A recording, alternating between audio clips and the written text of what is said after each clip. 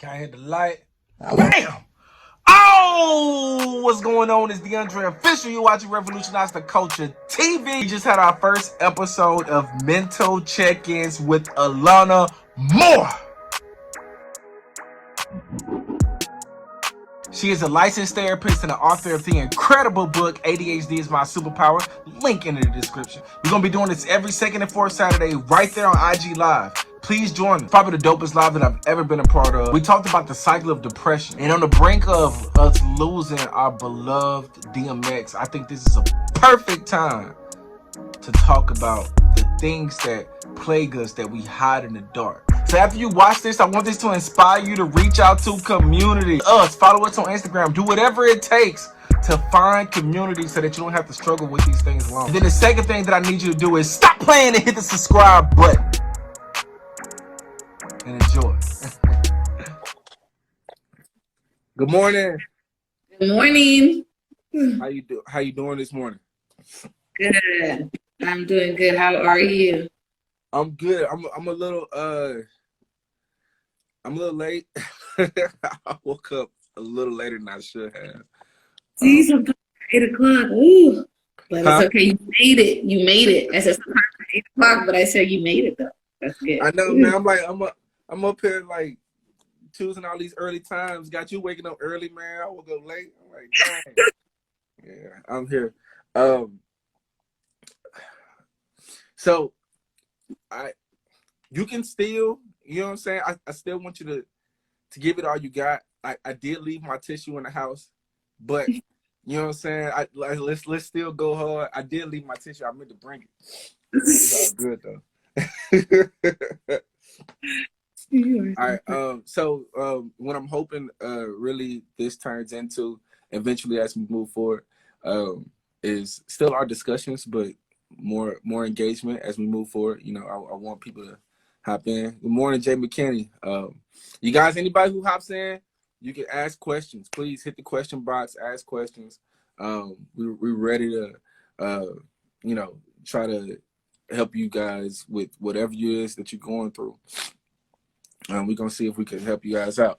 So let's can we breathe first real quick and I pray us in. All right. So on the count of three, let's just do one deeper. No, let's do two. On the count of three, let's go ahead and inhale. 1, 2, 3.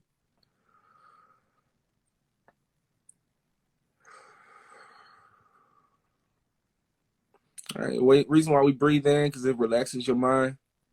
It's early in the morning. I believe you need that quickly. So let's go ahead and take another deep breath on the count of 3. This time I want you to inhale slowly, exhale slowly. And as you exhale, I just want you to thank God for waking you up this morning. On the count of 3, 1, 2, 3.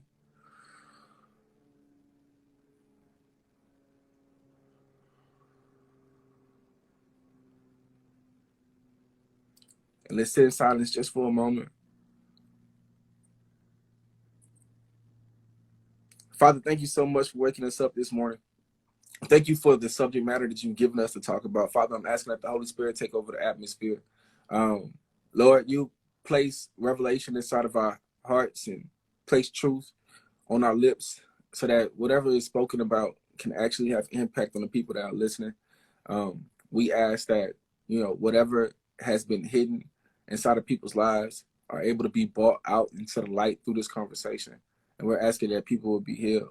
I ask all this in the powerful name of Jesus. Amen. Amen. Okay.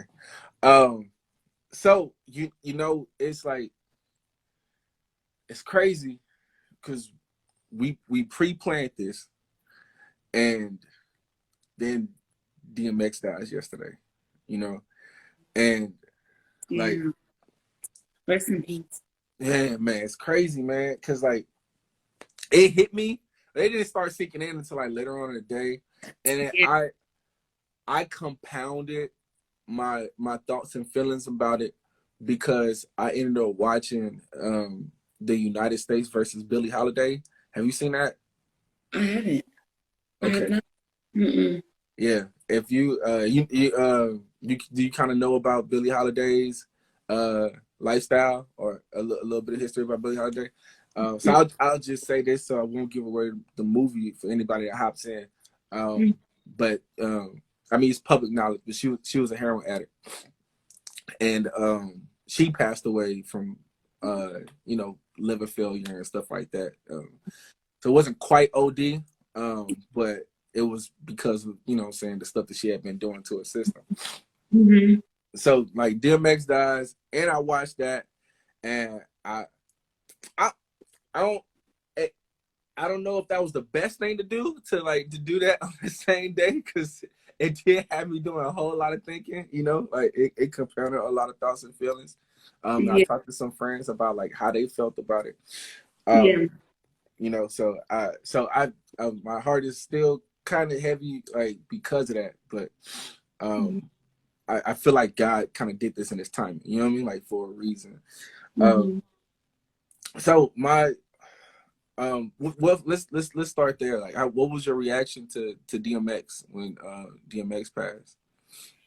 My heart breaks for things like that. I mean, really breaks, because, you know, he was just in a lot of pain. And when I see that, when I see the circumstance of his passing, I just see that he was in pain. You know what I mean? And I wonder, when I hear things like that, I always wonder, like, what was their outlet? You know, what is it that they were thinking or going through when they decided to make that decision? It's not any judgment that I ever have about it. It's more of like a concern, you know, because there's a lot more people that deal with it too, you know, and I just wonder what was he facing? What was he dealing with, you know, and who was he talking to? Was he talking to anybody? You know, what was he feeling in that moment? Because it breaks my heart, you know, for me to hear that, you know, he could have been so, and I know I heard that he had a history of doing that.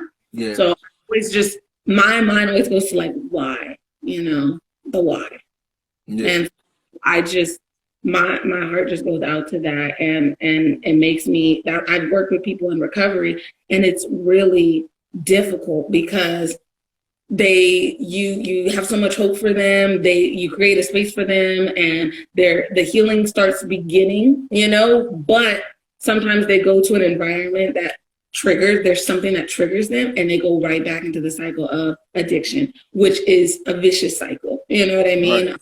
Like, sometimes it's not even just a emotional or mental reliance on something. There's like your physical reliance, like your body is like relying on that thing because it's so used to tapping into that as an outlet, you know, or even as just like a regular, it becomes normalized, you know, to your body and to your mind. So I just think about that, you know, and I just wonder how it started, what he was dealing with. And I was going to go back and watch like a bunch of interviews, go look at a bunch of information. Yeah.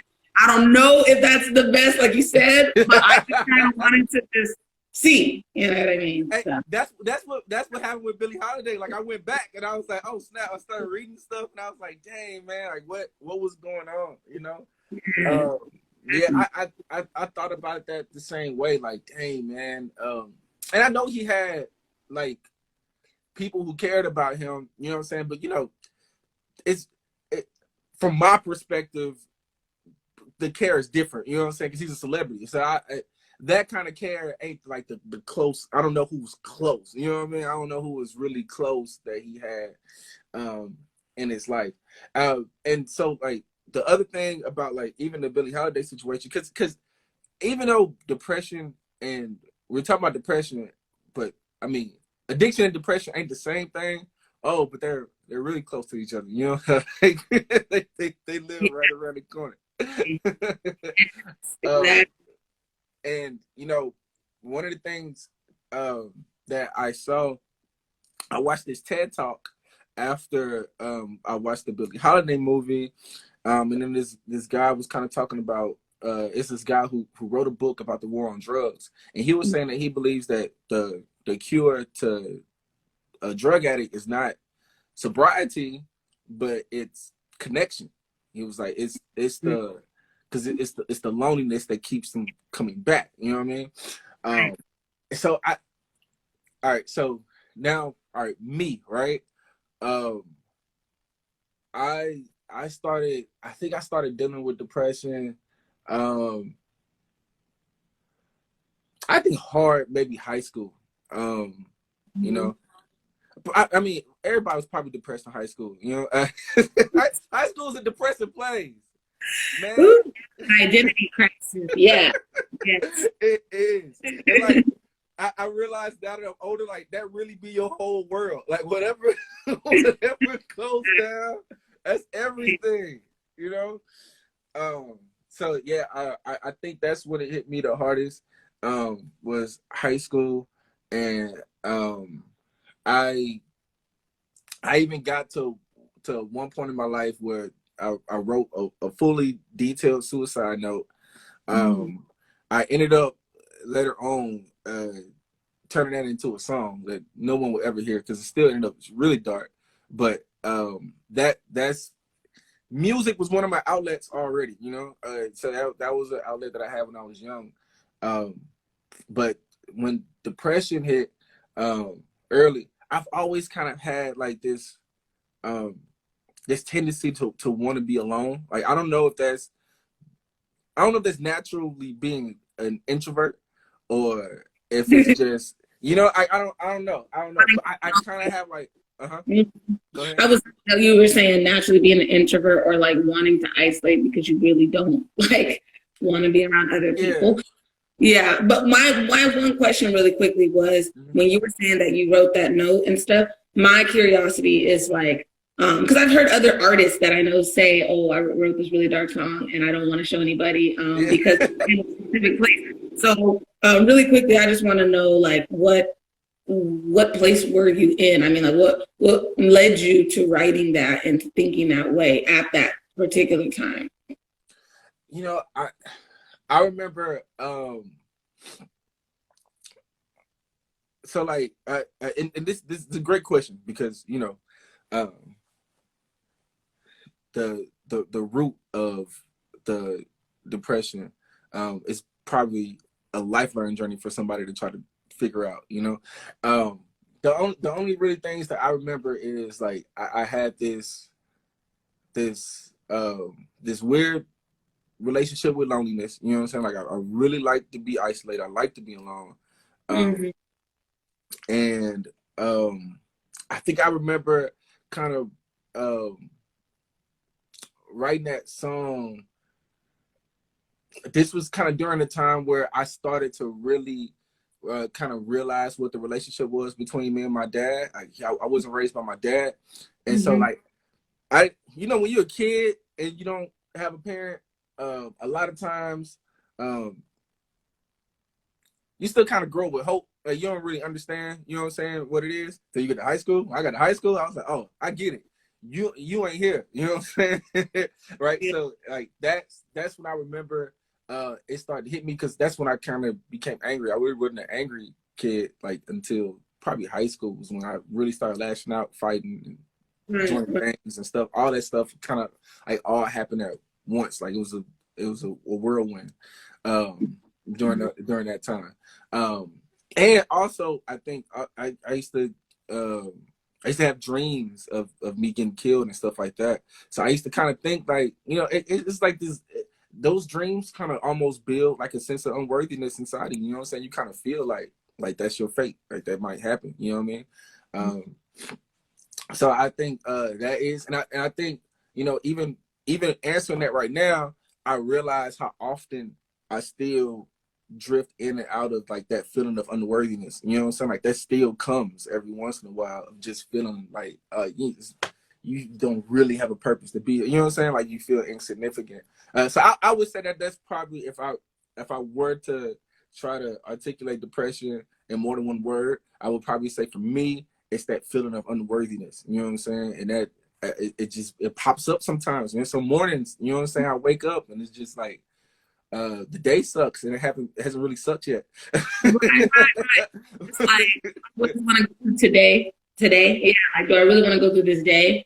Yeah. Do you ever ask yourself something that I'm practicing, having people ask themselves, and something that I'm asking people is like, when you feel that way, what do you know what you need in that moment? Like if you feel unworthy or you're having a bad day, because each day we might need something different. You might need interaction with somebody. You might need to get outside. You might need to write music.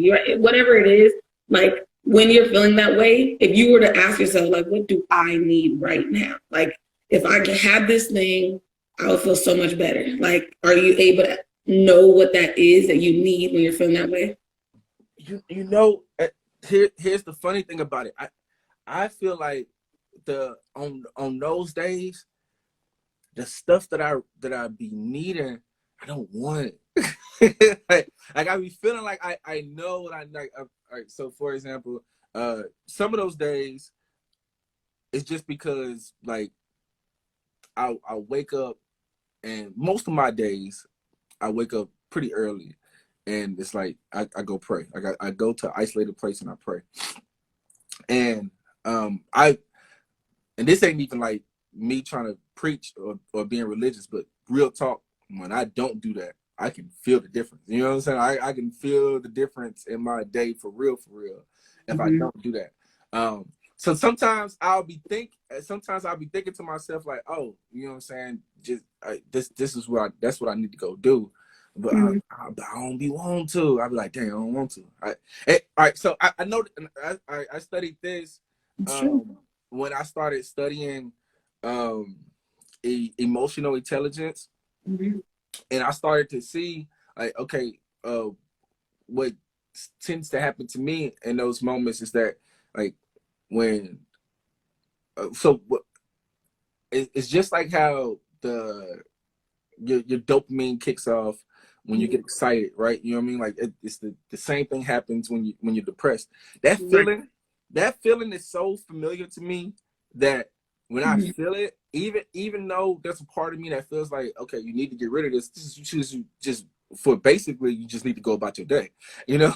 and but at the same time, it feels like me.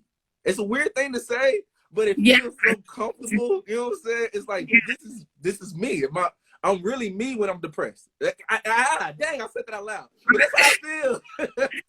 But you are. I mean, and like, it's hard because you don't want to like associate yourself with like that part of you. You don't want to associate with that because I'm the same way. I'm like, no, like people know me to be an encourager. You know, I'm a mother, I'm a therapist. Like I can't feel this way, or like it doesn't feel good to feel this way. That I feel this way a lot because I'm the same way as you, where it's like this feeling is happening a little too often, you know, and it's like doesn't feel good. And then like you said, you don't, so I think I used the wrong word earlier. It's not what do you need, it's kind of like what do you want in that moment. Sometimes we can't even identify what we want. It's like I don't know, I just feel really low. And sometimes it's insignificant, you know, and it's like, why, Lord? But the things that you should be doing, like you said, you set your tone right, you pray, things like that. Same with me. Like for me, I'm like, I need a good breakfast. I need to get outside for the day. And some days I don't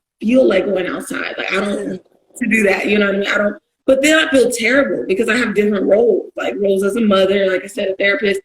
And when I don't feel present, it feels horrible. But then I have to normalize it and say, I'm a human, and whatever is affecting me chemically or whatever's going on in my spirit, it's like they are all facing that too. Like I deal with people that deal with that 24/7, you know, very often. So it's okay that I feel like that today. I just need to figure out like, what am I going to do about it? And what I learned is I can't wait until I want to feel, I can't wait until I feel like doing something to do it. Like if I wait, it'll never happen. And I always do that. Like days that I feel really low, I'm like, the feeling of me wanting to go outside is just not going to come. You know, the feeling of me wanting to exercise is not going to come. Like I know it's not going to come. I can't wait on it. And if I do, then I'm just not, I'm going to procrastinate and I'm just going to stay in bed all day because that's what happens, you know? Because waiting on the feeling to feel like, it's like, hey, you know what? Like I'm waiting, you know, for God to just shift my spirit, which is another thing too. I know I'm saying a lot, but another thing is like for Christians, you know what I mean? I think there's a misconception that like, if you feel that way, if you have God, if you pray to God and everything like that, you'll be freed of it. I agree that he is going to break that cycle and to free you of that, but that doesn't happen immediately or overnight. No, not at all. You are going to endure days where you just don't feel good, and you're gonna ask God why. Like, why have I felt this way for so long? But I learned to just like, if I don't feel like going outside, I have to push myself. And no matter how tired I am, exhausted, irritated, I have to do what I know helps my spirit. Even the gospel music, like, or good music in general, like, I need to feel my spirit with the right things. But for me, it's gospel. So I have to feel my spirit with the right things, even if I do not feel like it. And that usually, me forcing myself to do that, brings me to a better peace. You know what I mean? Yeah. So that's a little bit. Yeah, I think also, and this it sucks, but like talking to people helps too. But I'm not gonna lie, like the reason why, you know what I'm saying, I push connection so much is because I freaking suck at it. I suck at reaching out, like, as soon as I feel like I'm depressed. Like, I never think to myself, you know what, I'm feeling down, maybe I should talk to a friend. You know, that never crosses my mind. You know, it's an introvert. You just want to deal with stuff on your own. I get it. It never crosses my mind, you know. And then I also have gone into these modes. I don't know if this has ever happened to you. You're going into these modes where I've kind of read about this too. I don't have a whole lot of research on it, but I'm kind of familiar with the term, which is like high functioning depression, where like I can go through the day, get work done, but I still feel like trash on the inside. You know what I'm saying? Like, I'm pushing and you can't tell, but I feel like trash on the inside. Oh yeah, absolutely. Absolutely. And it stinks. You know what I mean? And it's like, and it's hard. Well, for me, it's hard because I'll be present with somebody and I'll be like, you just helped me so much, but I'm feeling like trash, you know? So I'm like, you know, like, dang, you know what I mean? Like, I wish I felt like what I probably should feel in this moment, which is amazing. You know what I mean? But like, I feel like trash, like you said. Me, on the other end, I'm the opposite of you, by the way. I have a really hard time being by myself. Like, I want to talk to somebody almost 24/7. But that was the codependency. I said, girl, break that cycle, deal with it. You know what I mean? Like, you know what I mean? Like, push yourself to self-love. I have a hard time. We are very opposite. Like what you said, like, you're like, I like to move, be by myself. I'm like, that scares me. So I just like, I actually have to learn what you do, you know, a little bit more to say, like, let me just go be with God by myself, because I'm constantly, you know, absorbing energy. Even when I want to talk to somebody, I'm absorbing somebody else's energy. And it's like, my thing is, I actually need to isolate from people to actually get myself to a mental space of like calm. And you sounds like you need to push yourself a little bit more to talk to somebody, because I'm telling you, it's great. Like, it's a healthy outlet. It's awesome. But what introverts, I'm not generalizing, but I guess I am generalizing most of the time. Most of the time, introverts keep a lot of things to themselves. You know what I mean? They don't bother anybody. They're not used to verbalizing how they feel. And that seems like you have to push yourself to ask for help, to ask for an ear. You know what I mean? Yeah. Like, I literally get irritated by the question of how you doing, or are you all right? You know what I'm saying? Like, that mess annoys me. I remember even early on in my marriage, like, it never turned into a big problem because we didn't have like huge arguments behind it.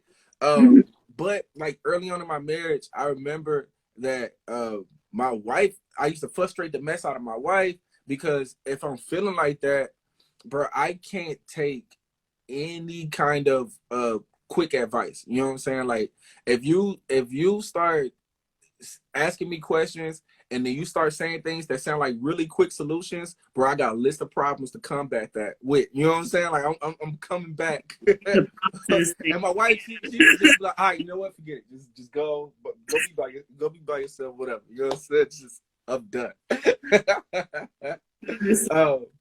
But I have noticed, though, you know what I'm saying, and I think that this also is a testament to her, because I think that a lot of times, like, when she counsels me slowly, you know what I'm saying, like, if she asks, one question and then just kind of like sit there in the silence and kind of let me like try to articulate it or figure it out.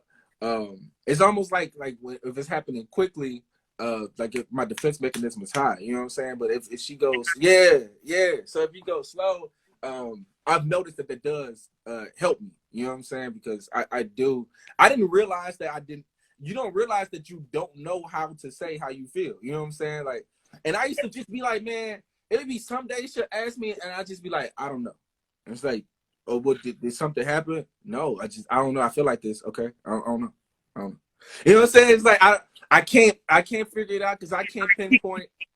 Yes. Yeah, and I can't pinpoint an exact like connection to why I feel this way. So I'd be like, man, I don't know. You really don't. You're like, I don't know, and I don't know how to explain what I'm feeling. But see, I don't know if she's an extrovert or not, but this might be helpful in relationships. I'm so glad that you guys are working to meet each other's like language of communication and love and things like that, because me on the other end, I need to work on that. It makes me anxious when people don't know, like when I'm asking questions and I'm like, well, what's going on with you? Because I have a tendency to want to fix and to help. And a lot of extroverts are like that too, where it's like, I want to help you. I want to see. Yeah, she's like that. She's like that. Yeah. Sometimes I'm like, okay, you can stop talking now. Like, you can stop trying now.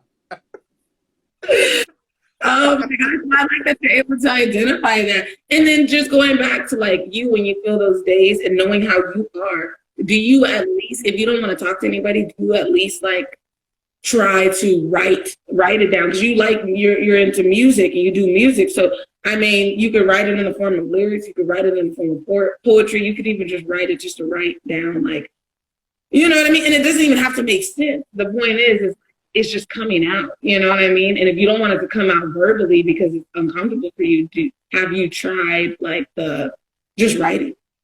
I've had days where I've tried it, but I never made it like consistent for me. But and it's crazy. It's one of those things again, right? It's almost like in your therapist, and you can be honest with me if you want. You don't have to say it if you don't want to. But it's like, and I've seen it because I've only seen it on movies. You're probably one of the only therapists I know in person. So it's like the people who know all the tools, but you avoid them, even though you know them. You know what I'm saying? Like you know every tool in the book, and you sit there avoiding all of them. Yeah, like literally every mental solution will start going through my head, and I'll be like, well, I could do that, but I'm not finna do that. Okay, I could. Well, I'm not finna do that. Because it makes you lazy too. Like depression makes you lazy. Like you don't do nothing. You know what I'm saying? Right. Yeah. So I am going to, but I have noticed like if I just decide to just write down just how I feel, then it has worked because I've used it as exercises for other people. You know what I'm saying? So I know it works, and I've done it. But it's minimum. I use it minimally. You know what I'm saying? But I know it works. You know. So let's talk about this thing because you brought up outlets. All right. So, if anybody, okay, somebody said writing helps them. Okay, yeah, it's real. It helps. It does help. Let me just make a comment on that really, really quick. So you're very right. I'm gonna just be transparent too. I tell you so much stuff, and I don't be doing it. Like I be feeling so bad. I'm like, how come I know exactly what to do, but I don't be doing it? Why am I feeling this way?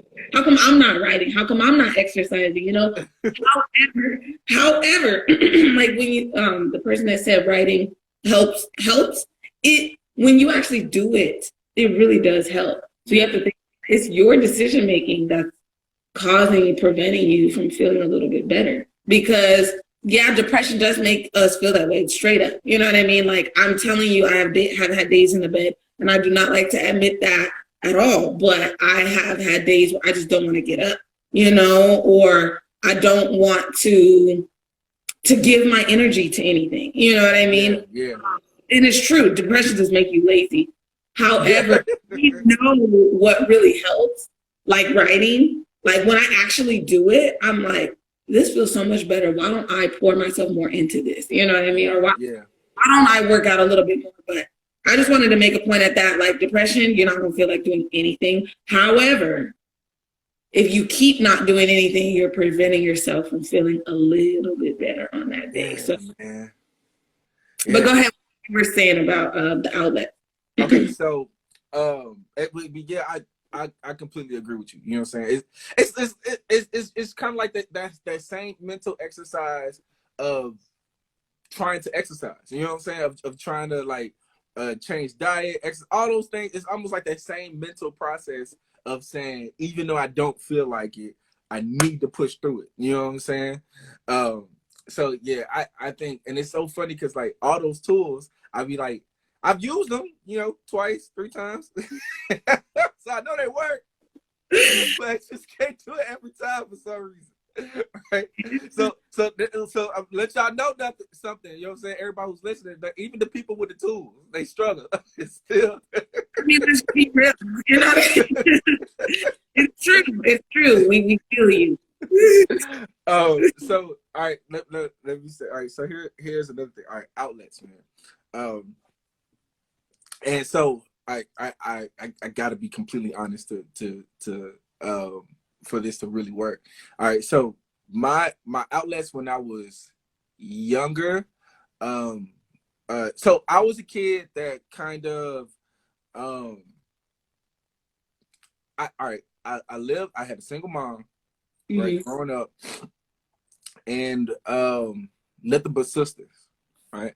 So I like lived in my room. You know what I'm saying? Like I was in my room, you know what I'm saying, all day. I don't know what age that started at, you know what I'm saying? But I know like kind of like the earliest I can remember, like I'd be in my room, you know what I'm saying? And a lot of times like I used to even feel kind of ostracized from the rest of my family, you know what I'm saying? Because I feel like I thought a little bit differently. Then I'm the only boy, you know what I'm saying? So that also means something. So like I would be alone a lot. So and then when I wasn't alone, I was in the streets, you know what I'm saying? I was committing crimes or whatever, you know what I'm saying? Like I was doing that, and then when I come home, I run straight to my room. I'm by myself, you know what I'm saying? So I'm saying that to say like family wasn't an outlet. You know what I'm saying? Like it's not like I was going to my mom and telling her how I feel. You know what I'm saying? Like I didn't do that at all. So one of my outlets was, I think my earliest one was probably porn. It started there. And then drugs and alcohol, right? So some of the stuff that I did back then, I've done, you know, marijuana, alcohol, and when we were younger, this is I think it's still popular with some people, but promethazine, have you heard of that? The purple syrup. I used to drink. I grew up in the South, man, so that's do that a lot, right? So those were my outlets growing up. I mean, I think all that probably started at 12. I don't know what age I started drinking, but I know porn, we started at 12. You know what I'm saying? Like around the same age. We maybe 14, but like early, you know? And that mess carried with me all my life. Like, you know what I'm saying? Like it started at 12 and it doesn't really go away. You know what I'm saying? Like it still stays right there as an outlet. But the other thing that I've noticed, once again, you know, kind of like how you said earlier, like kind of like the healthiness of being alone, is that's like the weird relationship I have with my loneliness, because I have gotten great revelation from being alone. You know what I'm saying? I've like my peace really comes from God when I'm alone, you know? Right. But also, you know what I'm saying? It's probably some of the most destructive moments, you know what I'm saying? Because right, my thoughts ain't always cool, you know? Well, I'm not always cool with my thoughts, right? And when you have stuff like I'll start with porn. Porn makes me feel like, when I watch porn, I feel like nothing else matters in the world. Like I don't be thinking about nothing else. You know what I'm saying? In that moment. Um, and so kind of tell me, like, what do you think is kind of going on with the brain when you're kind of chasing an unhealthy outlet? You know what I'm saying? Like, what does it mean to kind of chase these unhealthy outlets?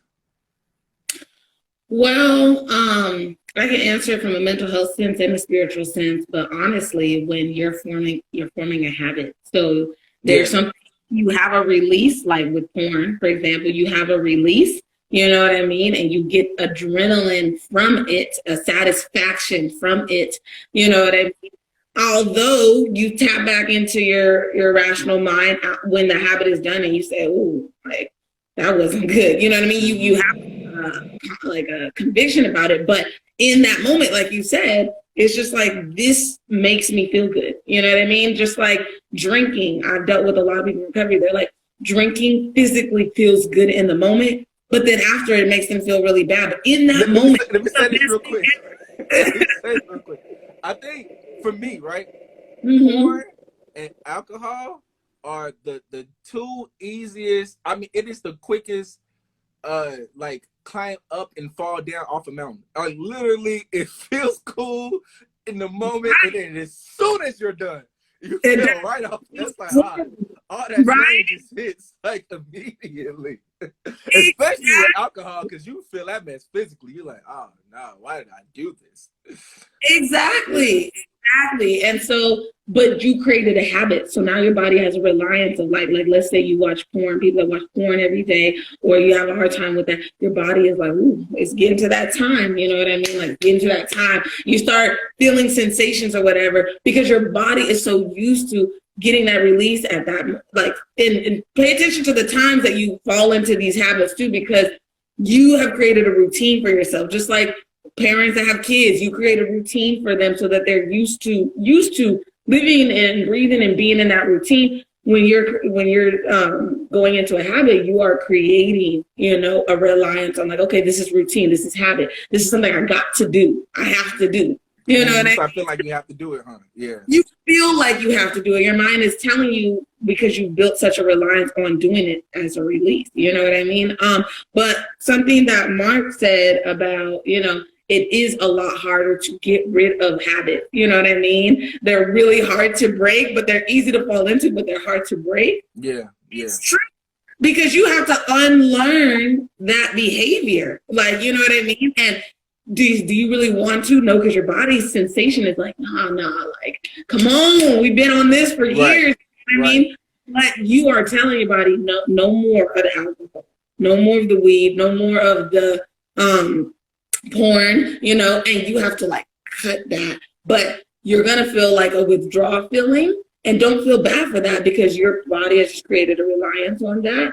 But your mindset has to shift and be like, I want to pour myself into this. You have to be intentional about what you want to replace that with, but it can be very difficult if you do not have like a set like intentionality on what you want to replace that bad habit with. Yeah. That's probably where it comes from with why people stay in those cycles or whatever. And I think also like different from porn, we like weed is one of the most, and I hope everybody that's listening that smokes, I want you to think about this. I kind of want to read, it's a few comments. I had to focus on my why. Yeah, to start breaking my habits, still not easy. It's difficult when you remember why. Bad habits are hard to break because they please the flesh, definitely. The thought of not having those options scares me because it would be a whole new reality. Whew. That's real. That's so real. One of the thoughts that I had, right? So one of the thoughts that I had during when I first saw DMX, right? Was like it was like, Dre, you really have to learn how to just be cool with yourself. You know what I'm saying? Like love your reality. Like, no matter how dark it gets, you know what I'm saying? You gotta love your reality. You can't keep choosing things to escape. You know what I'm saying? You can't run away from it. And so, like, for example, when I was younger, we was like it's still a coping mechanism. It's one of the, to me, it's one of the trickiest drugs, right? It's one of the trickiest ones, because people don't necessarily OD from it, right? So if you met any stoners before, and they would easily tell you that they're not addicted, right? It's like, oh, I'm not addicted. You know what I'm saying? I smoke it every day, but I'm not addicted. Right? It's kind of like that's kind of like how you feel about it. Yeah, I'm high all the time, but I'm not addicted to it. You know what I'm saying? It's weird because, like, even though you seem like you don't feel a physical dependency, like you do, you know what I'm saying? You do. There is, like, I've noticed, you know what I'm saying, when it comes down to weed smoking, which is like kind of different from porn, even though like porn becomes mental and physical, weed is different because weed kind of, it doesn't, this is for me, right? Because I feel like everybody has different brain chemistry, so it's probably different for different people. But for me, like, weed doesn't make me not think about anything. It makes me think about everything, but it changes my emotional reaction to everything, though. You know what I'm saying? Like, the same problem that could piss me off when I'm sober, I can get high and think about that same problem. It's funny now. You know what I'm saying? Like, yeah, exactly. Right, I can laugh at it now. You know what I'm saying? So it kind of, it's a different kind of dependency, because I it makes you feel like you're not running away, but you are. You know what I'm saying? Like because even though you are still thinking about the problem, you're not processing it the same way. You know what I'm saying? You're not. And I remember one of my first revelations I had about weed, like when God first started getting on me about it, was prayer, right? He was saying that, like, when you high, you don't pray the same, you know what I'm saying? Or you're not praying at all. Or you sometimes you're replacing one for the other, you know what I'm saying? Yep. And that's because, like, when you high, you don't really feel the heaviness of the stuff that you're going through. You know what I'm saying? It kind of takes the weight off of you, right? Right. So I think that when I got older, and the same thing was the same thing was happening, I kept telling myself, okay, you know, this is okay, because, you know, you're just kind of dealing with your problems differently, right? But so tell me, like, how do we kind of, tell me how you feel about this. Like, how do we kind of still use, you know, moments of, because I still believe in moments of relaxation, you know what I'm saying, like, of being able to you know, physically do something that calms you, but at the same time, you know, still, like, not try to minimize the weight of your issues, you know what I'm saying? So, like, how do we kind of find an outlet where, or I don't know if the question is, how do we find an outlet to do that? Let me stop talking. Go ahead. No, I can formulate it. I'm sitting here processing it, because you're saying, like, you know what I mean? How can we still be present in our emotions, but that's like, the word. Okay, yeah, my bad for cutting you off. Sorry. Like, no, because you used that word like 3 times, right? And it's funny because I feel like that's confirmation from the Holy Spirit, man. Because I've been wanting to kind of teach on that lately. It's been in my spirit, because what I've noticed is that with all these outlets, right, or coping mechanisms, they're not really. I don't really, because outlets supposed to have a positive connotation, so it's more like coping mechanisms, right? They don't sound, they're not super positive, right? But with them all, I've noticed that my ability to be present was not good, man.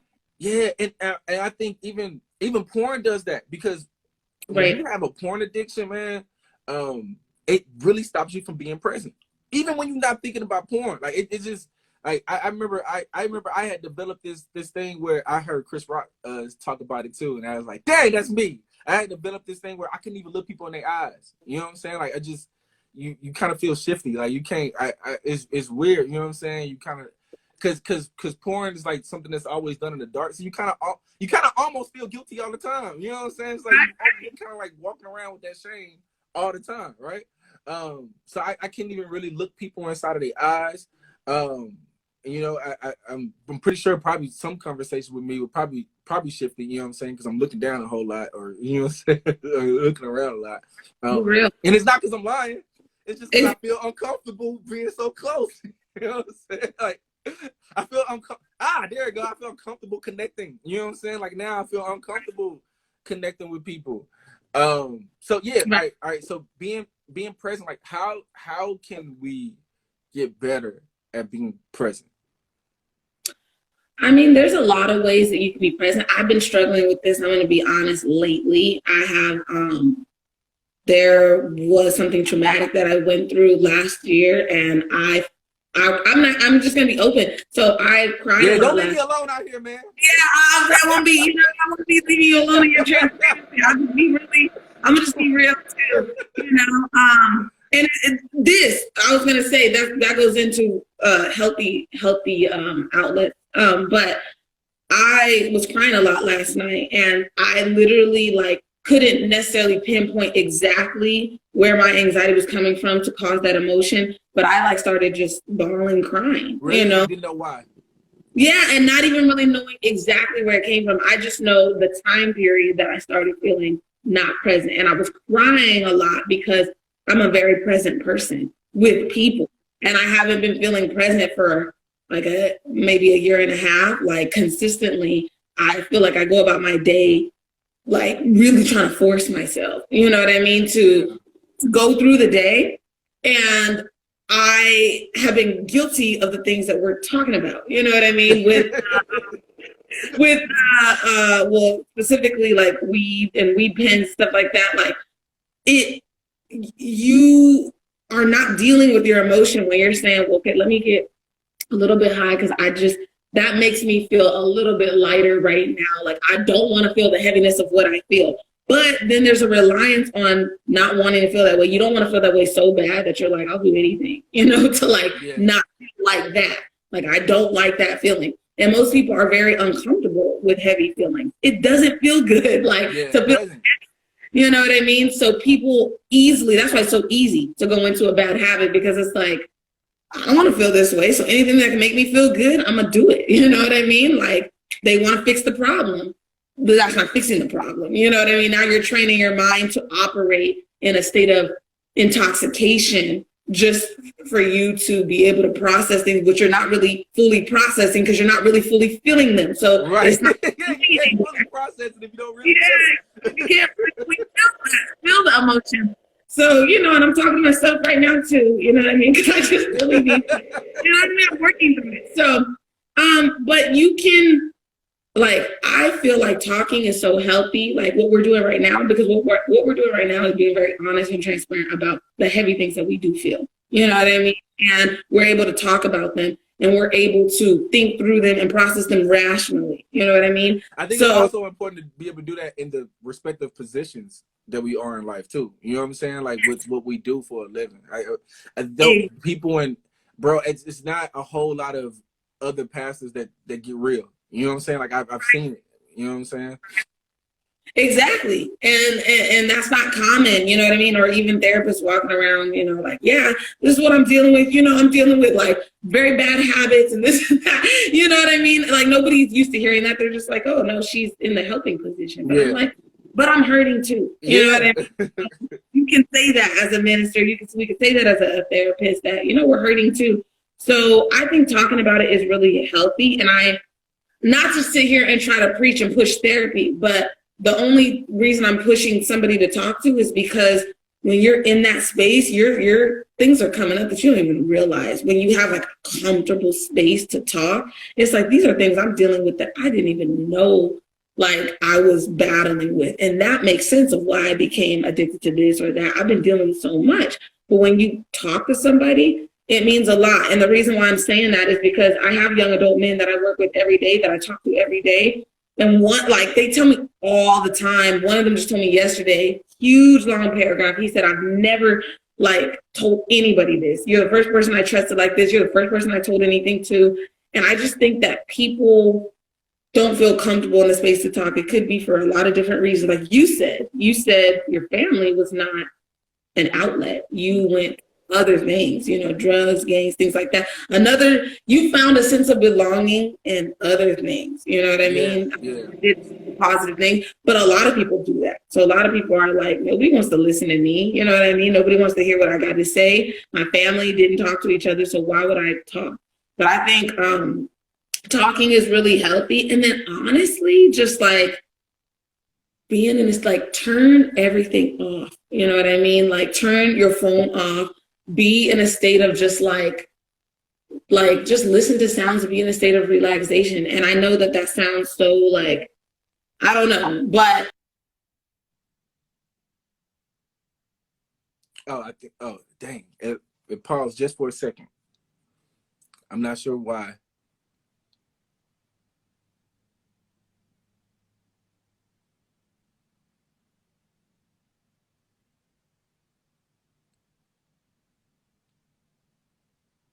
All right, you guys. I don't know if okay. Oh, okay. You back. Like, is it my phone? Okay. Yeah. Sorry, but I've learned that being by yourself and thinking through things, but like in a state of peace, not when like you're on social media and you're irrationally posting things or whatever because you're mad. Not when you're just talking to somebody, you know what I mean? Sometimes you just need to be by yourself. And that's the scariest thing that people, because like you just said, when you're by yourself, these addictions, that's when these addictions take place, like the drinking, the porn, all of that. However, you have to get in a state of like putting everything away. Like, you know what? I'm gonna put my phone in this room. I'm gonna put my computer in this room. There's no access to the porn. There's no access to the drinks. I just need to like either be by myself and just listen to sounds and just process, like, what am I thinking about right now? How am I feeling? Do we ever ask ourselves, like, how does my body feel? Am I tense? Why am I tense? Things like that. And just really pay attention to you.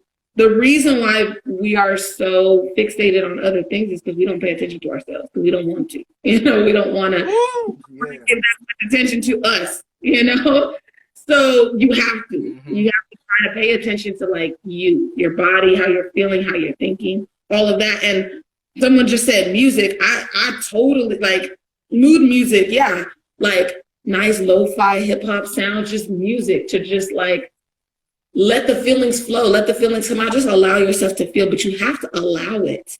Because if an outlet is one thing, like a coping mechanism, but you, like you were just talking about being present in your feelings, and to be present, you have to feel. So allow yourself to feel what you're feeling. It's okay that you're dang, that's the key to being present, huh? To feel? Yeah, you have to feel it. It's like, ooh, that does not feel good. Like, you know what I mean? Or like, ooh, I'm so angry. But that's why I like to write, because I'm like, ooh, I need to let this out somewhere. Like, I can't talk to somebody right now, but I need to be like, I am so angry because this, you know, this happened, whatever. But like, you have to process the way that you feel. It could be mood music.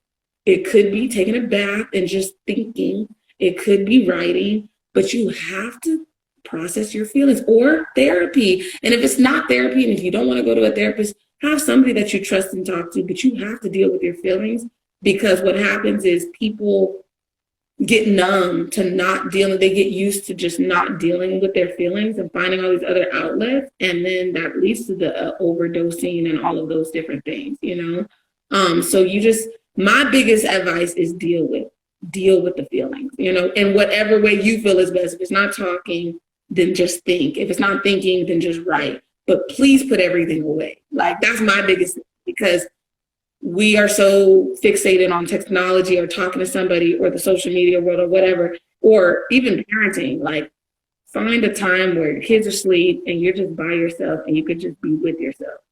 Pay attention to yourself. As a parent, you feel like alone time is almost, it's so few and far in between. Exactly. Woo, it is.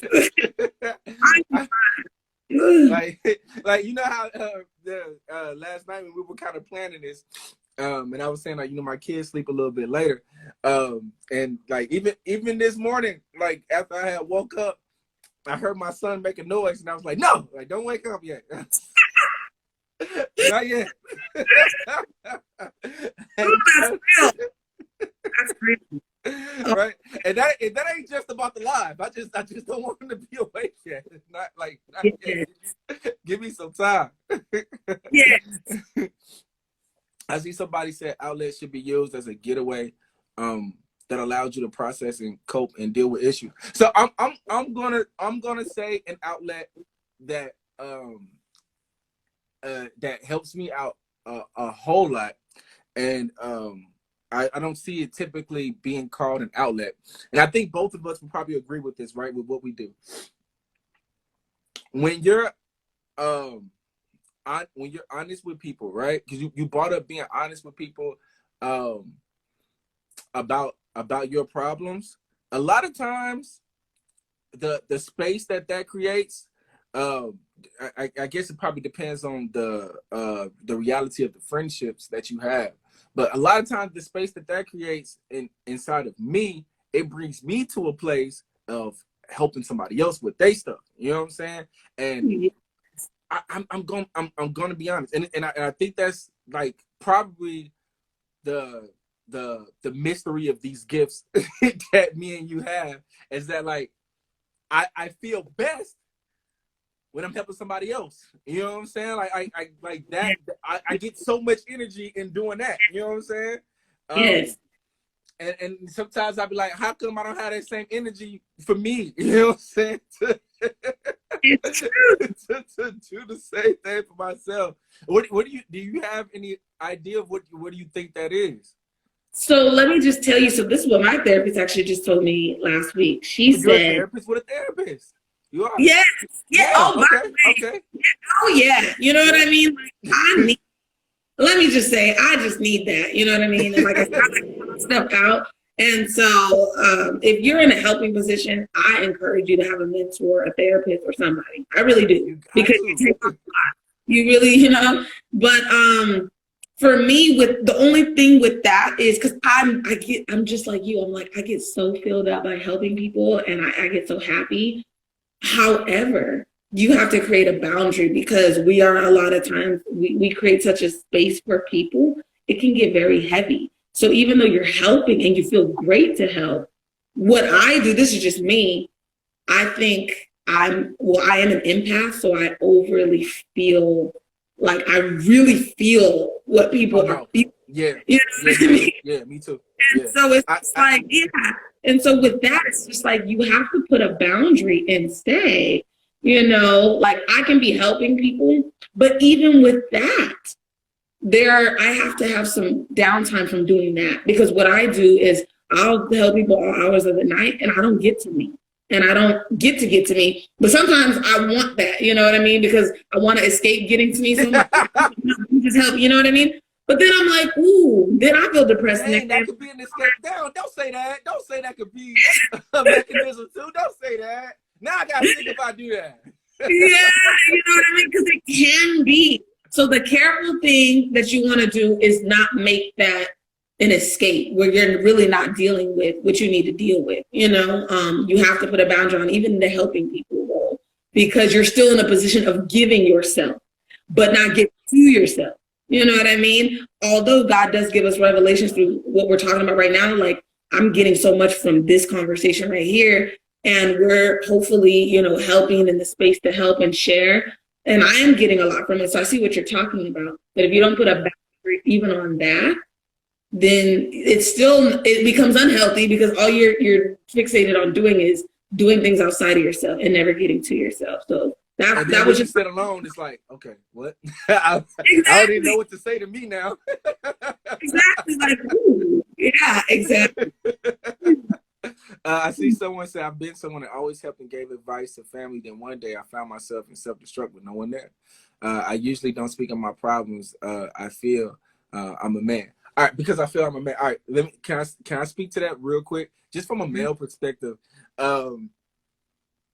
Like I hear people say this all the time. Like I was just recently watching an interview about Lamar Odom. You know who Lamar Odom is?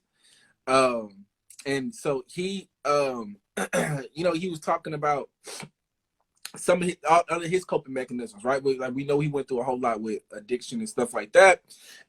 And then I noticed something. Like he was saying that but when he had a child that passed, and he said that and that was years ago, and he said probably to this day, probably still never cried about it. And I was like, that hit me, and I was like, dang, like, you know what I'm saying? You lost a child and you still never cried about it. And then he was like, I just kind of felt like, being the man in the family, like they can't see me on my knees, they can't see me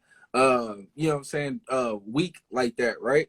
And then let me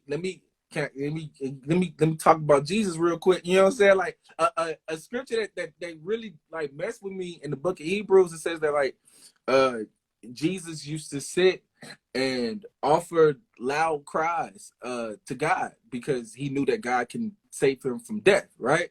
And so I like seeing that makes me feel like, okay, we got this freaking manhood thing messed up. You know what I'm saying? Like we think it's strength to not show emotion, but I think that's weakness. You know what I'm saying? Like it's actually like you have to be strong enough to be weak. It sounds weird, you know what I'm saying? But when I think about to me, strength is kind of like in the same category of effort. You know, like you know what takes strength when you know what takes effort. Right. It takes effort to cry. You know what I'm saying? Like for a man, like it takes effort to get there. It takes less effort to just throw it in the back of your mind and be like, I'm not gonna deal with it. You know what I'm saying? I'm gonna stay. I'm gonna keep this space. I'm not gonna move. You know what I'm saying? Like that also takes effort, but it's a different kind of effort. It's like it reminds me of like the same kind of effort that it takes to not feel compassion, the same kind of effort that it takes to hold a grudge. You know what I'm saying? It's like that same type of energy that you use to not cry. But I feel like the energy that you use to be weak, that mess hurts. You know what I'm saying? Like that it takes a lot to really just be weak. You know what I'm saying? And just let it all go. So I actually think that, I know right now in culture, they call it toxic masculinity. You know what I'm saying? But I think just overall, like we really got to get to the idea of saying that like the strength of the man is actually the ability to show his weakness. You know what I'm saying? Like to show his vulnerability. Because what I started to discover was what I'm creating is a people, like if I'm being strong for my family, right? So what I'm creating is like I'm creating this relationship with them to show that I can't relate. Right. You know what I'm saying? Like, because what I'm really saying is I don't relate to y'all feeling like that. You know what I'm saying? Like I can push through this, right? And I feel like I'm doing it for them, but am I really helping them? You know what I'm saying? Because now I'm teaching them to not feel pain. You know what I'm saying? To not allow the pain to come through, right? So can you talk about kind of this allowance of grief? Like how can we allow grief to happen? Because when I was praying about doing this live with you, I feel like one of the things that God was kind of putting in my spirit is that like, and I see the same thing in my life, is that you really have a hard time processing grief. You know what I'm saying? And right. And if you have a hard time processing grief, you kind of think that that happens in one moment, but like how you talked about a habit, that becomes a habit of not knowing how to process grief. You know what I'm saying? That becomes like part of your lifestyle.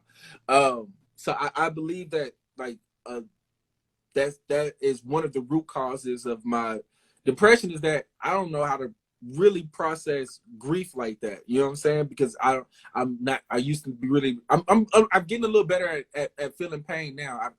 One thing I got into gospel music. That's why I be asking people for new songs, because I like to cry now. You know what I'm saying? Like when I first was like, oh, I can cry. Okay, I wanted to cry every day. You know what I'm saying? It's like, but yeah, how can we process grief?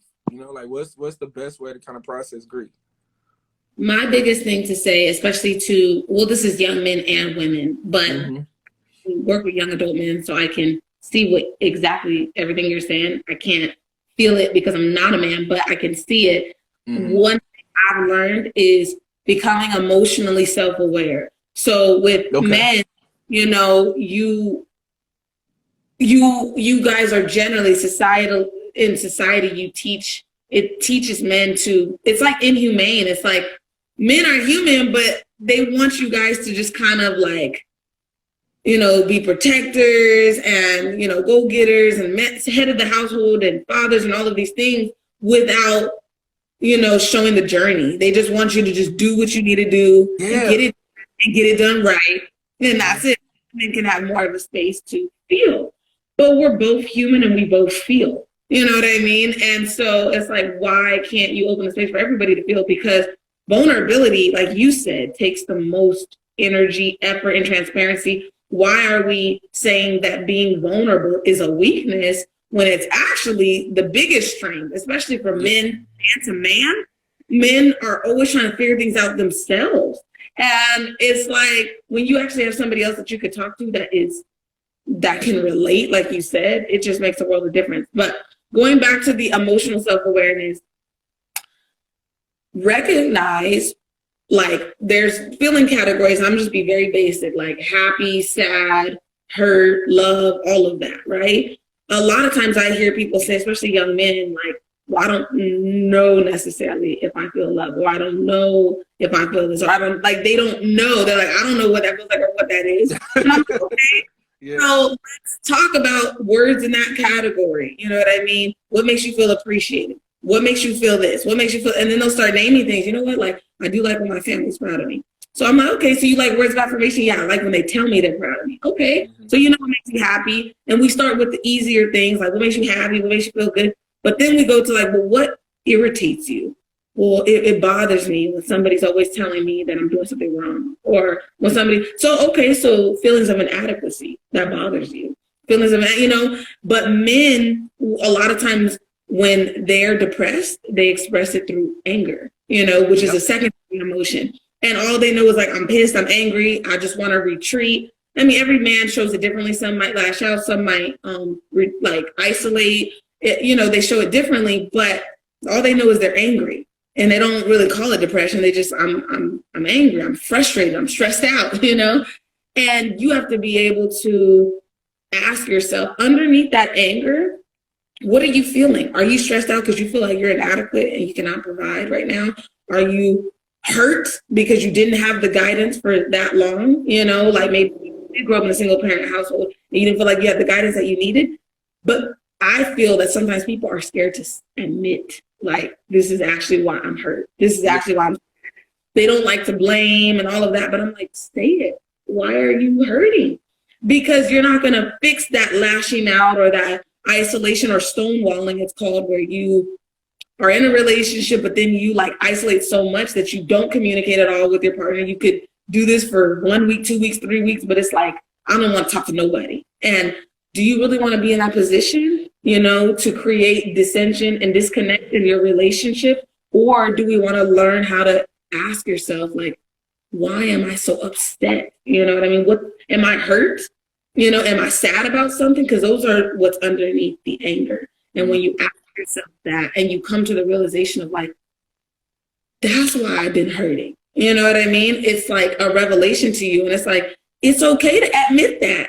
Because now that I'm hurting so much, I can start healing. You know what I mean? But you guys, men, I've seen a pattern of like, we just got to get it done. We got to get it done. We got to keep going. We got to get it done. But it's like, how can you keep going and operating on empty, or operating on angry, or operating on, you know, stressed out, or operating on depressed? You know what I mean? Like, and that's what you're operating functionally depressed or functionally angry, but it's like, but you're not happy. Do you want to be? And it's so funny. You know how many dads I know are functionally angry? Dads, moms, and I'm not talking to the men. I don't mean to just say it to the men. I was just speaking to your comment about men, but women too. You know what I mean? Yeah. You don't want to operate like that, but some people feel like they have to. That I have to operate on like the strength of not showing my emotions. But I'm like, actually, the strength is showing your emotions and starting to heal. Because if you don't, it's going to come out in ways you don't want it to, and you're not going to realize it. So the strength is just be aware of why do you feel that way. And really, and even last night when I was telling you I was crying, I had to really ask myself, like, why do I have such a heavy cry right now? Why am I so in pain? Oh, wait a minute. These things happen to me, you know, and I'm angry. I'm hurt. So, I feel like I have low worth, things like that. So just really getting to the root of like the insecurities that might be there that might make you feel those ways and act those ways. right. Okay. So because I don't want to keep you forever. I could, but I don't want to. All right. So let's just get a little more personal one more time. So you kind of spoke on you know, like, okay, the way you were spending last night, and so you said that you did eventually start finding connections to your feelings, right? Right. And did that just kind of take just sitting there for a while, kind of running through your imagination? You know what I'm saying? Like it kind of took just being there and sitting in it and figuring out, like, that's kind of how it happened. Yes. Or did you have to go through other paths to like look at stuff, you know? So it goes with what I was saying before, where like you're emotional, but you're asking yourself, like, what do I need right now? Like, I'm so in pain. Mm-hmm. I feel like I'm missing. And then I'm like, well, I feel like inadequate. I feel like unloved, and I feel like a low worth, you know, I feel worthless. You know what I mean? I need to know that I'm worth it. I need to know that, like, so I start thinking, I try to train my mind to positive self-talk, but like, look at you as a mother, look at you as an encourager, look at you. And I have to force myself to tell my mind that, and to say that this situation that happened to you was not because of anything that you are or anything that you did, but it happened, and it hurts because you poured into something that ended up being very abusive and toxic and things like that. And so I had to recognize this is why I feel so in pain. I've been attached to this. I had a soul tie to something that made me feel all of these ways. But I'm like, the thing is, I have the power to walk forward and say, I know I'm not that. But like, at least I know why I feel this way. At least I know where it came from. Yeah. So I had to sit and just think and be like, you are really in pain, girl. Like, to the pit of the bottom of my stomach. Like, I was like really in pain, physically crying. And I was like, oh, I'm in a lot of pain. Why am I so hurt right now? Oh, because I'm tired of feeling tired. I'm tired of, you know, feeling depressed all the time. I'm tired of, you know, doing encouraging things, but I don't feel good. You know what I mean? Yeah, Lord, be back. I want myself back. You know what I mean? And at least you can like say it. And like when you say it, it's so, when you're able to be honest with yourself, you start being honest with other people.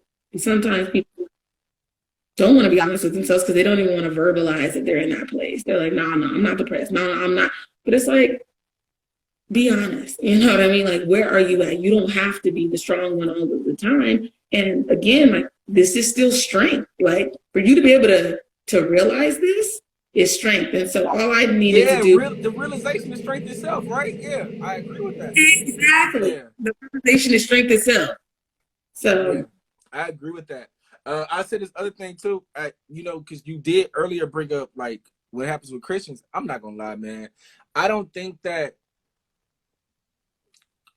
my earliest introduction to Christianity, like when I got into the faith, well, my earliest introduction to Christianity, I got baptized when I was like 8 years old. You know what I'm saying? So nothing changed after that. Change didn't happen until like years later, right? But when my introduction into like trying to follow God, right? And I felt like I kind of met him at this really religious standpoint. You know, somebody called you Ruth. That's dope. That's my son's dad. All of them. You know what I'm saying? Free the people. You feel me? Yeah. So I you know, I fell into that this kind of like religious relationship with God. You know what I'm saying? When I call it a religious relationship, like I mean that there was more knowledge about who he was without like the heart of like how he feels. Right. You kind of follow where I'm going with that? You know what I'm saying? Like I can say things, I can remember things, you know what I'm saying? But the way I feel is kind of separate from that. You know what I'm saying? I don't even get.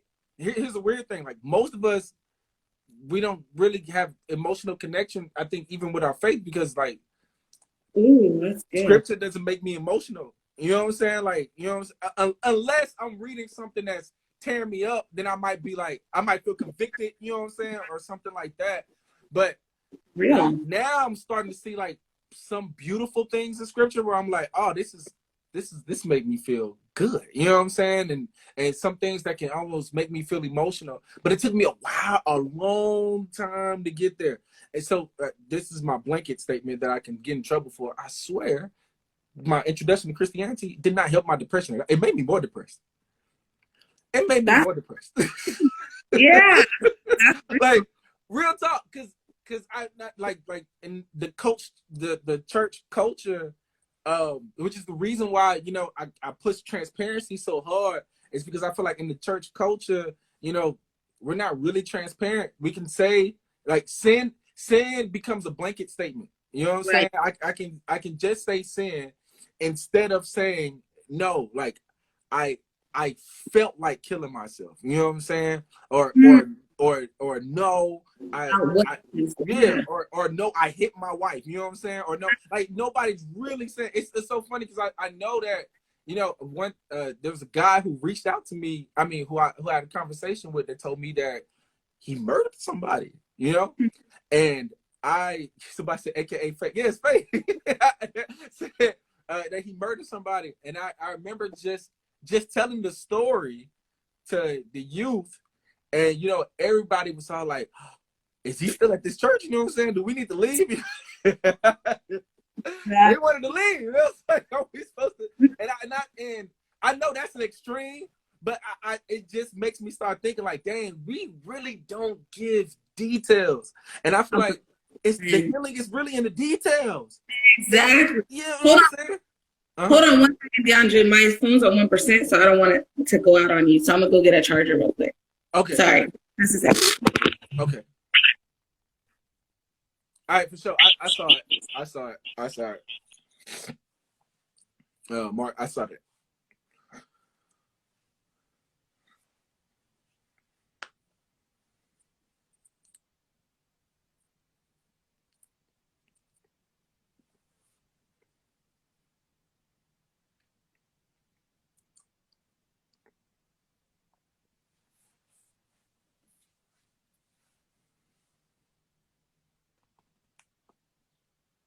You guys give Alana just a second to come back into the live. I hope you guys are enjoying this, man. This is you know, therapeutic for me. So I hope that it's giving you the same thing. You know what I'm saying? I hope that it's also therapeutic for you. Some of these topics, I feel like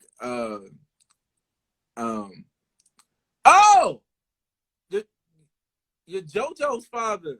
You know, nice to meet you, man. You know what I'm saying? Nice to meet you. Nice to meet you. She is my son's mom. She's an awesome woman. I'm so glad to see her in these intellectual conversations. Proud of her. Yeah. You said I have a question when she comes back. Let's wait a few seconds, and we'll take that. I would say actually send that question into the inbox. I won't try to answer it. We'll just leave it for her for when she comes back. And then that'll be the last question, and we'll go ahead and head out of here. Yeah, you said healing is in the details. That's yeah, man. You know what I'm saying? Let me hit the light. Bam. You know what I'm saying? I had to scoot my chair over. The healing is in the details. I gotta write that down. That's one of my notes I gotta take away from this conversation. The healing is in the details, for real. All right, go ahead.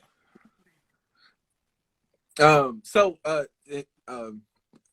oh, she never sent it. Okay, somebody did have a question for you. So I think so like I was saying was, I feel like it didn't help that environment didn't really help with my, but I was Right. teaching classes, and even when I started teaching classes, it was not helping my depression. You know what I'm saying? It was not helping my depression at all, and it's because I had this this kind of relationship with God where I feel like it ended up as a teacher, ended up being more knowledge over like the heart connection. You know what I'm saying? And I'm like you.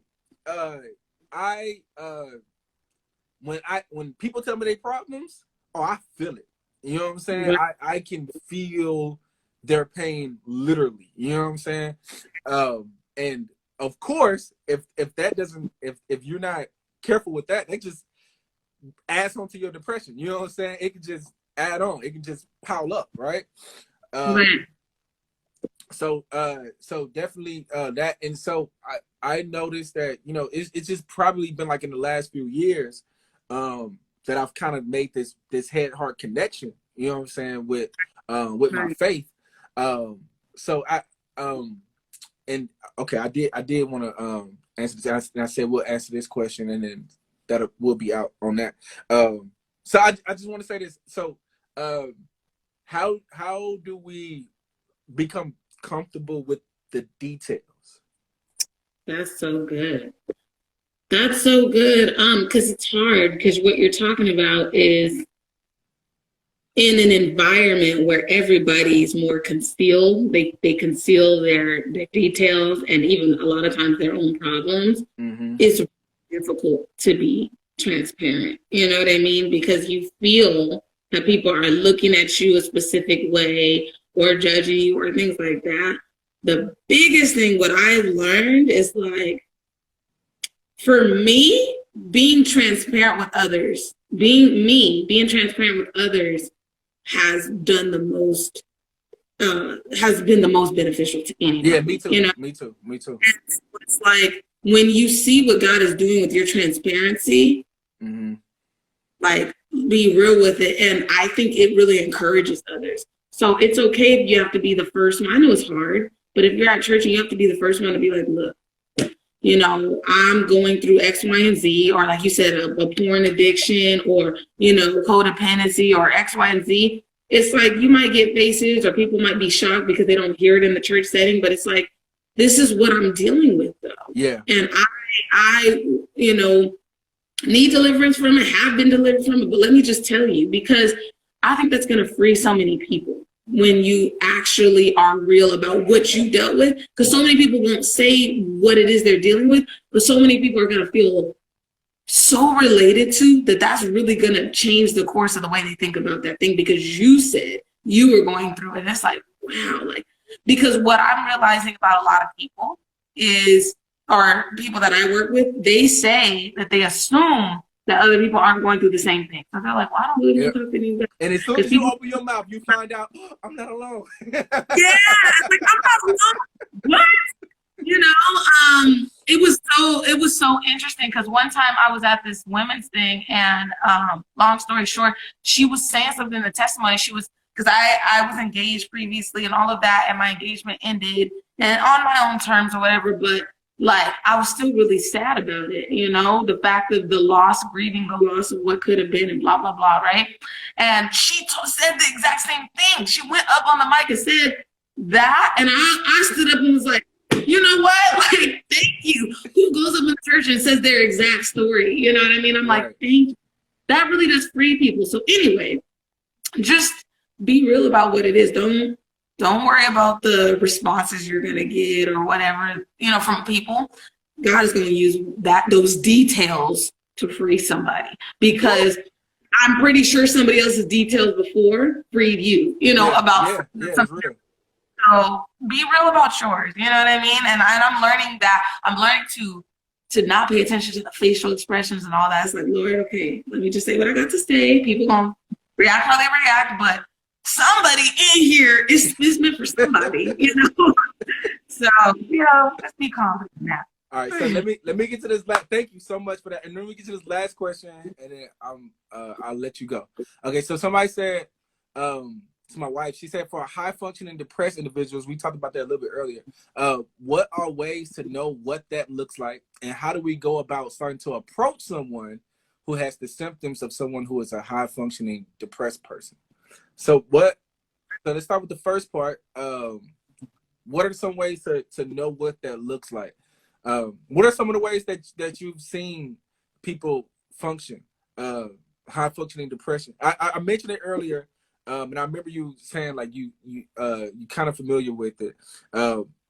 What are some of the ways that I know for me it kind of looks like on the outside. I'll use myself. When I'm high functioning and depressed at the same time, I can get work done.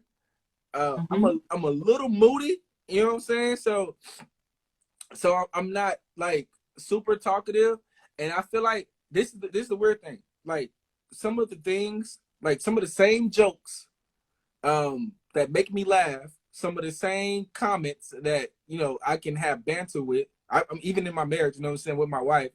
If I'm high functioning and depressed, them same things irritate me. You know what I'm saying? It's like my personality, my humor is like gone. So I'll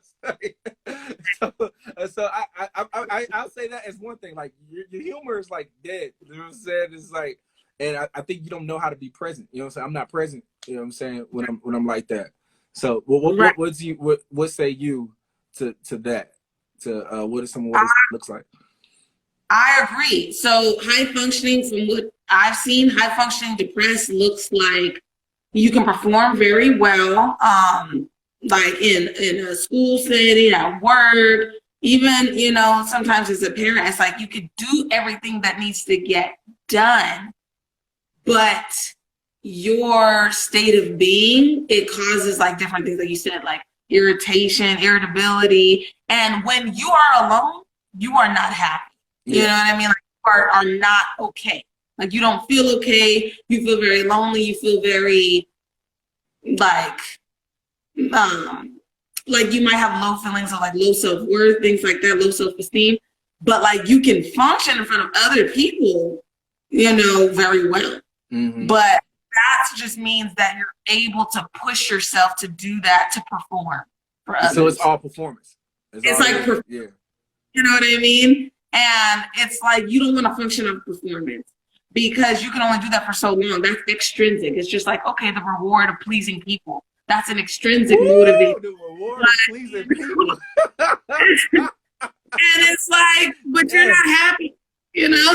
Yeah. You can only function off of an extrinsic motivator for so long. Intrinsic, you have to have your own happiness. You have to have your own peace. So high functioning just looks like, okay, they can do everything that needs to get done. But because I've had some really high functioning therapy clients, because I work at a workforce readiness program, so I could see that they are like doing super well and they're working. And then when they come into my room, totally different story, because the thoughts that they're dealing with when they're by themselves, when they have to be by themselves, they break down. You know what I mean? And work is that distraction, isn't it? Right. Like sometimes we work to distract ourselves from it, right? Exactly. That's where you get the workaholics and like overwork. When you overdo stuff, a lot of times, I'm not saying every time, but a lot of times it's like a distractor. Like you're trying to overdo something to avoid. It's like avoidance, you know? Man. But still high function stuff is like okay, yeah. It is though. And so the next part of that question is, how do we approach someone who is high functioning? So I'm pretty sure you said you work with people like that. So what kind of is your approach to them when you've spotted it? You can see that that's what they're going through. Like how do you open up those kind of conversations? My biggest thing is I just have them talk. And I know it sounds so simple, you know, but like talk talk about it. You know what I mean? You're so used to distracting yourself so much from. Is there a way to kind of tell them, like, or is there a way to? All right, so let's say if some of your spaces are, you know, are, well, I guess if you, because you said you work at a work readiness program. Yeah, workforce readiness. Mm-hmm. Oh, okay. So let's say if it's not a space where like we know that this is what we're coming from, you know. So let's say if it's a family member, and you had and you saw it and you wanted to approach them, like how do you start that conversation? Like what would you? That's so kind of hard. No, it's actually funny that you said that because I had a conversation. I'm gonna just be real, but I had a conversation with my dad last week and my mom, both of them, but like separately. But like my family has always been somebody that like we can function very well, but we don't talk about our feelings to each other. Like in terms of like, I mean, I talk about my feelings, I do, but not the way we feel about what was done to us or whatever. So I've seen families be having that. It's like, you know, so I just asked him, I mean, the way I asked was just like, okay, you know, so we were talking and then I said, how often do you talk about how you feel about things? And he's like, you know, I talk, you know, I can, because he's extroverted like me. I said, yeah, you talk. I said, but how often do we talk about like the way we actually feel, you know? And when you ask people certain questions, they're like, I guess I don't. Or you ask like, how are you today? It's the same face, like, yeah, I guess I really don't talk about my feelings, you know? And then the floodgates opened in that conversation. By the way, that was a really good healing conversation, but I just asked certain questions. Like, I know we talk a lot, but do we really talk about what's bothering us? Do we talk about like heart problems, you know, things that are going on with us? And he's like, no. So then he's like, let's talk about it. And usually with other people, I say the same thing. I'm like, how are you today? Like, you know what I mean? I noticed you're a little bit more quiet. It's like, yeah, I'm okay. I don't know. I'm just dealing with some stuff. And it's like, okay. So then I take them aside and we talk about it and stuff like that. But like, you have to ask the right questions because I don't think people are stopping themselves and saying, how do I really feel right now? Because they don't want to. They want to be so busy. They don't want to focus on that. Yeah. But you just have to ask the right questions and check on them. I think one thing that a high functioning depressed person doesn't assume is that people are going to check on them because they're performing so well. They're doing so well. So they don't assume that somebody's actually going to take the time out and see, like, how are you? So ask people questions. I know I've done it because I don't want nobody to check on me. I'm doing good, y'all. If y'all see I'm out here working, don't ask me no questions. Exactly. But sometimes it hits you when somebody's like, you know, are you okay? Or I've been praying for you. Sometimes I'm like, wow, what's going on?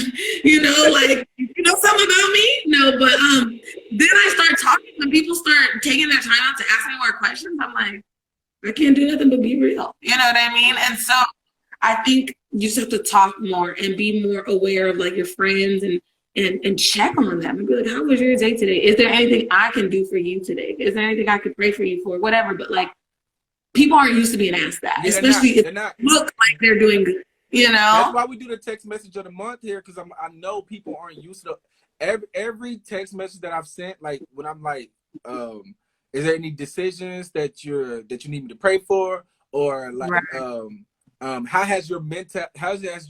you been this week mentally? Stuff like that. Every time I start asking people questions like that, they be like, dang, nobody never asked me that before. You know what I'm saying? Dang, I never, you know what I'm saying? So I think it is like, so it's this kind of, I guess it's kind of the same thing that, you know, I teach this in marriage counseling too. Like when you're trying to, you know, really find out what your spouse is going through individually, is that you ask non-accusatory questions. You know what I'm saying? Like you ask questions, but without accusation. You know what I'm saying? Because the problem with marriage is that's why we argue so much, is because we don't know how to ask questions without accusations. Like, you know what I'm saying? The questions become personal. It's personal because, like, you know what I'm saying? You're trying to say how you make me feel instead of me just looking at you as an individual. You know what I'm saying? Trying to figure out what's wrong with you. So really? I think it's the same thing, right? That's good. But it's not even just in marriages. You're so right. Like sometimes people are so used to seeing somebody happy or somebody a certain way. it's kind of accusatory when it's like, well, what's wrong with you today? Like, how come you're not Yeah, smiling? that's real funny. It's like, what you mean? Exactly. So that was such a good point you made. It's like, just ask an open-ended question that shows that you care about them. That is not about how you feel about how they're acting, but like, how are they feeling? You know, that's good. That's so important. Yeah. Thank you. You know what I'm saying? So much. I believe a whole lot of healing happened. You know, I have this up on YouTube by the end of the day. I'm gonna share the link with you too. And you know, let's continue to do this. You know what I'm saying? So 2 weeks, we good? We good?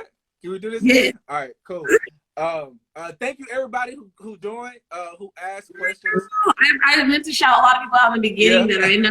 I'm sorry, but thank you everybody who's still here. Yeah, me too. I was like, man, I wanted to say some names, but I was like, man, this is they know they here. You know what I'm saying?